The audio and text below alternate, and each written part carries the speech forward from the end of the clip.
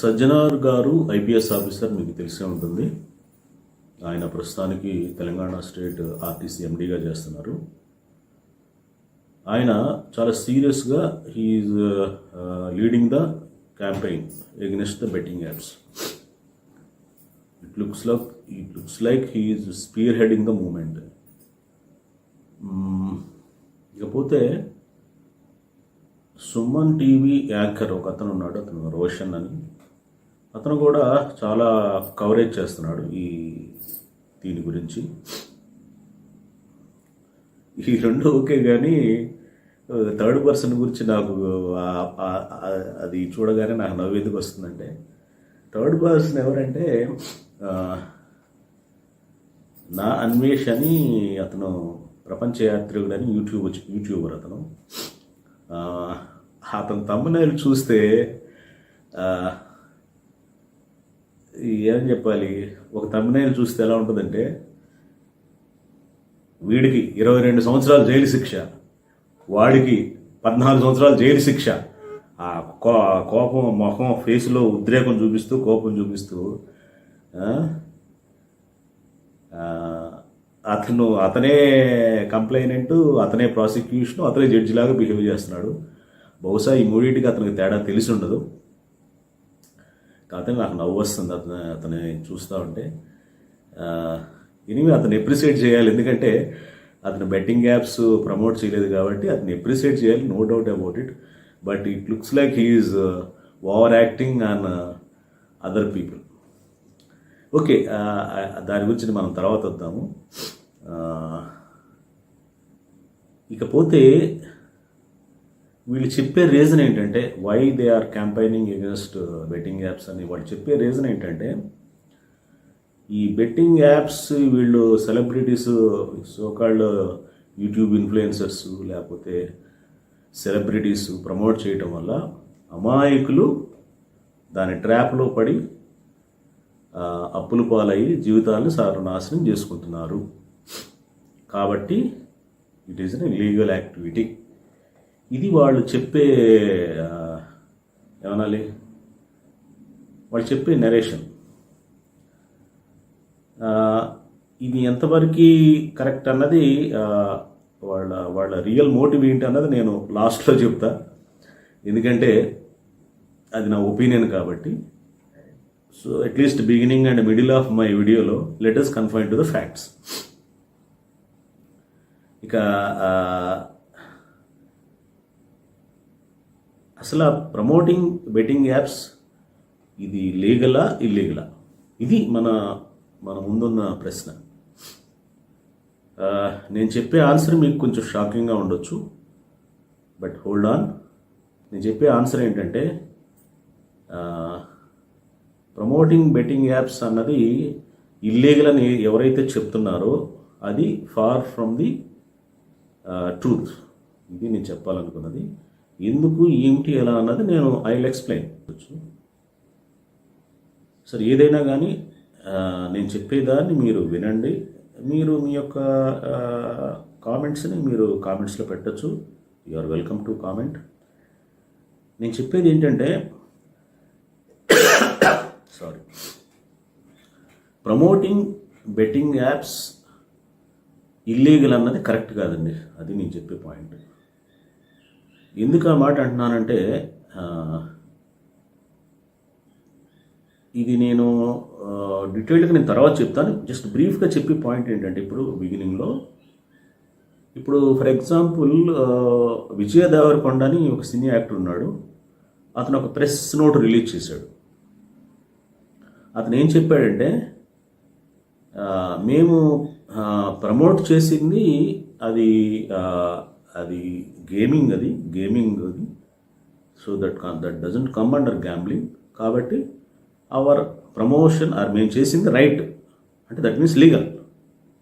So తన press నోట్లో అతను క్లియర్ చెప్పాడు. అంటే దాని అర్థం ఏంటంటే, అతను ప్రెస్ మీట్ ద్వారా ప్రజలకు ఏం చెప్పాడంటే, మేము ఎలాంటి తప్పు చేయలేదు, we're right, we're the law abiding citizens. So కేవలం విజయ్ దేవరకొండే కాదు, ఆఫ్టర్ లేట్ నేను ఇంకొకటి కూడా చూశాను ప్రెస్ నోటు. రాణా దగ్గుపాటి అతను కూడా వాళ్ళ లీగల్ సెల్ వాళ్ళు ప్రెస్ నోట్ ఒకటి రిలీజ్ చేశారు.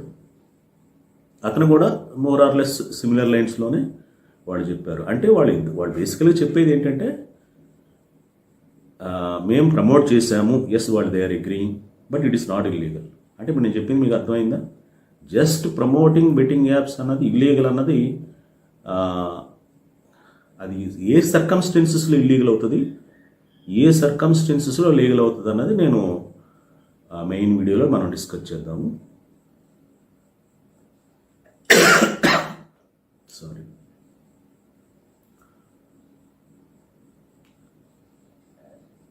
ఫర్ ఎగ్జాంపుల్ మీకు అర్థం కావడానికి ఇప్పుడు క్యాసినోస్ ఉన్నాయి. క్యాసినోస్ గోవా స్టేట్లో పర్మిటెడ్, అంటే ఆ గవర్నమెంట్ క్యాసినోస్ కండక్ట్ చేసుకునే వాళ్ళకి పర్మిషన్ ఇచ్చేసింది చట్టం. చట్ట ప్రకారం వాళ్ళు ఎవరైనా సరే క్యాసినో గేమ్స్ ప్లే చేయాలనుకున్నప్పుడు గోవాకి వెళ్ళి అక్కడ ఆట ఆడుకుంటే that is a legal activity. ఎందుకు అది లీగల్ అయింది? అక్కడ గవర్నమెంట్ పర్మిషన్ ఇచ్చింది కాబట్టి. అదే నువ్వు హైదరాబాద్లో ఆడేవనుకో అది ఇల్లీగల్ అవుతుంది. అంటే ఇక్కడ నువ్వు ఆడటం ఆడకపోవటం కాదు, పర్మిషన్ ఇవ్వటం ఇవ్వకపోవటం అన్న దాన్ని బట్టి లీగలా ఇల్లీగల్ అన్నది కోర్టుల ముందు పోలీసు వాళ్ళు ప్రూవ్ చేయాల్సింది. ఇప్పుడు హైదరాబాద్లో వాడు క్యాసినో ఆట ఆడాడు అనుకోండి, ఇదిగోండి ఇక్కడ హైదరాబాద్లో మనకి తెలంగాణ గవర్నమెంట్ పర్మిషన్ లేదు, వీళ్ళు ఆడారు, ఇదిగోండి ప్రూఫ్ అని చెప్పి కోర్టులో ప్రూవ్ చేస్తే అప్పుడు కోర్టు వారు డిసైడ్ చేస్తారు ఏమని, ఈ కమిటెడ్ అనే ఇల్లీగల్ యాక్ట్ కాబట్టి లయబుల్ ఫర్ పనిష్మెంట్ అని. అంతేగాని జస్ట్ బికాజ్ క్యాసినో ఆడటం అన్నది కాదు ఇక్కడ. కాబట్టి ఇది ఒక ఎగ్జాంపుల్ తీసుకోవచ్చు. ఇంకొక ఎగ్జాంపుల్, కొన్ని ప్యాకెట్ ఆడటం ఉంది చూసారా, కొన్ని క్లబ్బులకి పర్మిషన్ ఇస్తారు గవర్నమెంట్. అంటే అక్కడ నువ్వు వెళ్ళి ప్యాకెట్ ఆడుకోవచ్చు. నువ్వు అక్కడ ఆడుకుంటే చట్ట ప్రకారం నీకేమీ తప్పే లేదు, ఎందుకంటే గవర్నమెంట్ వాళ్ళకి పర్మిషన్ ఇచ్చింది కాబట్టి నువ్వు ప్యాకెట్ ఆడుకోవచ్చు. అదే నువ్వు ఎక్కడ పడితే అక్కడ నువ్వు ఆడుకుంటే పోలీసులు పట్టుకొని నిన్ను కేసు ఫైల్ చేయొచ్చు. So the act it self is not crime. ఆ యాక్ట్ ఏ చట్ట ప్రకారం క్రైమ్ అవుతుందన్నది ఈ పోలీసు వాళ్ళు కోర్టు ముందు జ్యుడిషియరీ ముందు ప్రూవ్ చేస్తే కానీ అది ఫైనల్గా అది ఇల్లీగలా లీగల్ అన్నది కోర్టు వారు డిసైడ్ అవుతారు. మనం ఎవరంటే డిసైడ్ చేయడానికి? ఇప్పుడు నేను చెప్పిన అతను చూసారు అన్వేష్ అని, ఆల్రెడీ ఆల్ తమ్నైల్స్లో 22 సంవత్సరాలు జైలు శిక్ష, 14 సంవత్సరాలు జైలు శిక్ష ఈయనే జడ్జి అయిపోయి ఇచ్చేస్తున్నాడు. అది కరెక్ట్గా నేను చెప్పండి? అతన్ని క్రిటిసైజ్ చేసే ఉద్దేశం అదేం కాదు. అదంతా కూడా అది జ్యుడిషియల్ మ్యాటర్ కదా. ఫస్ట్ లీగలా ఇల్లీగలా? ఇప్పుడు so many celebrities betting apps promote చేశారు. ఇప్పుడు వాళ్ళందరి మీద కేసులు పెడతారా చెప్పండి? పెడితే నిలుస్తాయి ఆ కోర్టులో? జస్ట్ ఏంటంటే ఇప్పుడు మీడియాకి ఒక టాపిక్ దొరికింది, ఒక 4-5 రోజుల పాటు ఇదే న్యూస్ని హడావుడి చేసి వాయించేసి ఏదైనా కొత్త టాపిక్ వస్తుంది, రేపు కొత్త టాపిక్ వచ్చినప్పుడు ఈ టాపిక్ పక్కకి వెళ్ళిపోతుంది. కావాలంటే మీరు చూడండి. జనాలకు కావాల్సింది ఏంటంటే, మీడియాకి కావాల్సింది ఏంటంటే కంటెంట్. అసలు ఫస్ట్ బెట్టింగ్ అన్నది యాక్చువల్గా సెంట్రల్ యాక్ట్ అంటే 1867లోనే ఎప్పుడో ఒక సెంట్రల్ యాక్ట్ ఉంది, gambling prevention act, something like that. ఆంధ్రప్రదేశ్కి స్పెషల్ యాక్ట్ అంటూ లేదు నాకు తెలిసినంత వరకు. ఏదైనా ఉంటే మీరు కామెంట్స్లో మీరు కామెంట్ ఇవ్వచ్చు. అట్లనే తెలంగాణ స్టేట్లో కూడా స్పెషల్ యాక్ట్ అంటూ ఏం లేదు. అంటే ప్రస్తుతానికి వీళ్ళు ఏదైతే ప్రాసిక్యూషన్ చేయాలనుకుంటున్నారో అది సెంట్రల్ యాక్ట్, దాన్ని బేస్ చేసుకుని వచ్చిన స్టేట్ అమలుపరిచే ప్రాసిక్యూషన్ తప్పితే స్పెషల్ స్టేట్ చట్టాలు ఏం లేవు. అది ఎప్పుడు యాక్ట్ అండి? అది 1867, అంటే దాదాపుగా మోర్ దెన్ ఒక సెంచరీ క్రితం వచ్చింది. అప్పుడు ఏ కాంటెక్స్ట్లో పెట్టారు? అది గ్యాంబ్లింగ్కి పర్మిషన్ తీసుకొని గ్యాంబ్లింగ్ ఆడుకోవచ్చు, పర్మిషన్ లేకుండా చేస్తే అది ఇల్లీగల్. ఇది బేసికల్గా ఒరిజినల్గా వచ్చిన కాన్సెప్ట్. అది అంతే తప్పితే గ్యాంబ్లింగ్ ఆడటం ఇల్లీగల్ అని కాదు, పర్మిషన్ లేకుండా చేస్తే ఇల్లీగల్ అని అర్థం. అది ఒరిజినల్ ఎనాక్ట్మెంట్ యొక్క ఉద్దేశం. ఇప్పుడు వీళ్ళైనా సరే ఆ చట్ట ప్రకారమే వీళ్ళు ప్రాసిక్యూషన్ చేయాలి వీళ్ళని. అంతేగాని జస్ట్ బికాజ్ వీళ్ళు ప్రమోట్ చేసినంత మాత్రాన అది రైట్ ఆర్ రాంగ్ అనేది కోర్టులో డిసైడ్ అవుతుంది. మీకు తెలిసే ఉంటుంది ఏంటంటే alcohol, tobacco advertisements are banned in traditional media or social media. కానీ ఆల్కహాల్, టొబాకో యాడ్స్ లేకుండా ఉన్నాయా మీరు చెప్పండి ఒకసారి. వాళ్ళు సింపుల్గా దీన్నే మార్కెటింగ్ లాంగ్వేజ్లో సరోగేట్ మార్కెటింగ్ అంటారు. వాళ్ళు చెప్పేదేమో ఆ బ్రాండ్ పేరు చెబుతూ సీడీసు, వాటర్ బాటిల్స్ ఇలా ఏదో ఒక రకంగా ఇవన్నీ ఎప్పుడు ప్రమోషన్ జరుగుతూనే ఉంటాయి.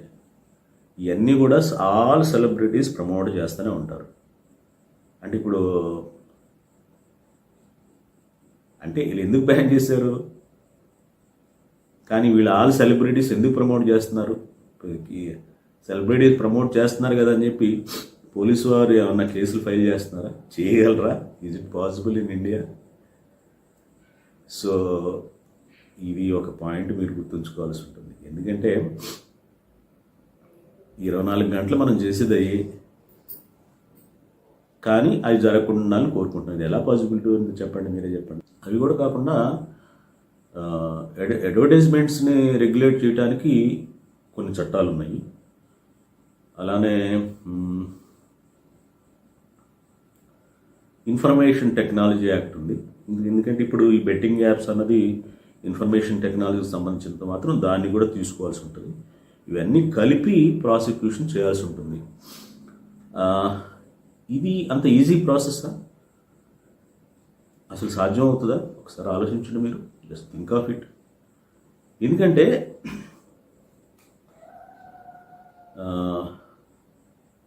ఇప్పుడు ఈ బెట్టింగ్ యాప్స్ అన్నది ఒక రాష్ట్రానికి సంబంధించింది కాదు. ఇది డిజిటల్ యుగంలో ఉన్నాము. అంటే ఒక రకం చెప్పాలంటే మెనీ స్టేట్స్ దీనిలో ఇన్వాల్వ్ అవ్వాలి. రెండవది ఎక్కడెక్కడి నుంచో డిఫరెంట్ ఐపీ అడ్రస్లు బేస్ చేసుకుని ఇలాంటివి చేస్తుంటారు. ఎవరికి ఎవిడెన్స్ దొరకదు. నేను ఎక్కువ దీన్ని ఎలాబరేట్ చేయకుండా నేను చెప్పేది ఏంటంటే, పోలీసు వారు అనుకుంటే సీరియస్గా చేస్తే ఖచ్చితంగా ప్రాసిక్యూషన్ చేయడానికి అవకాశం ఉంది. కానీ మన పోలీస్ మిషనరీకి అంత టైం ఉందా? పోలీస్ మిషనరీకి ఇవాళ దీని మీద ఫోకస్ చేస్తారు, రేపు ఇంకొక యాక్టివిటీ వస్తుంది, అది ఇది పక్కన మరుగుపడిపోతుంది.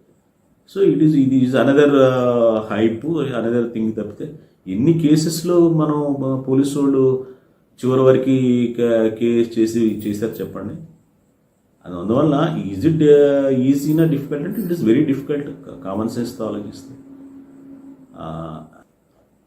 నేను వీడియో బిగినింగ్లో ఒక మాట చెప్పాను ఏంటంటే, వీళ్ళ రియల్ మోటివ్ ఇదేనా ఇంకేదన్నా మోటివ్ ఉందని. ఇప్పుడు చెప్పబోయేది నా అభిప్రాయం మాత్రమే. మీ అందరూ కూడా రిజెక్ట్ చేసేయచ్చు 100%, కామెంట్ల రూపంలో పెట్టండి. కానీ నా అభిప్రాయం ఏంటంటే, అభిప్రాయం కాదు, ఇది నా ఎక్స్పీరియన్స్ ఏంటంటే,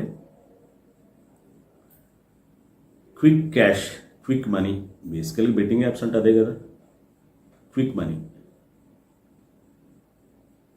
మనీ అన్నది బేసికల్గా మనిషి గ్రీడ్ నుంచి పుట్టుకొచ్చింది. Quick money, quick power. ఈ మనిషిని, హ్యూమన్ బీయింగ్స్ని డ్రైవ్ చేసే రెండు factors, quick money, quick power.